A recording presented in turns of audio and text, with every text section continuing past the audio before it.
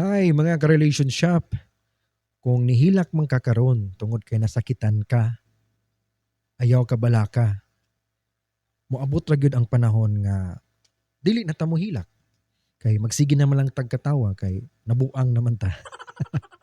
Dili bitaw. Normal ra gyud nang mohilak ta tungod kay nasakitan ta. No, nagpasabot na nga tao ta, no? Kay nasakitan ta then nihilak ta. So kung na-feel nimo na hilak ka, ay kabala ka, normal ra gyud na siya.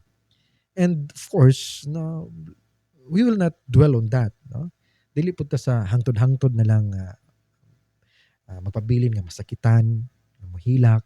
Let's pray to God that these pains that we are experiencing right now, na unta yaning ihatang ayuhon ni ini, ipalayo ta niya ni ini.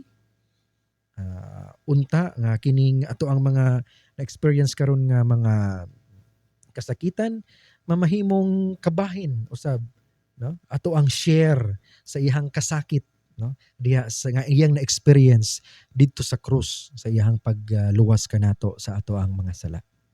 So let's offer these painful experiences ato ang mga gipangbati karon nga sakit atong i-offer ni kay sa Dios, sa Ginoo, no? As our part, as our share of his sufferings. Thank you.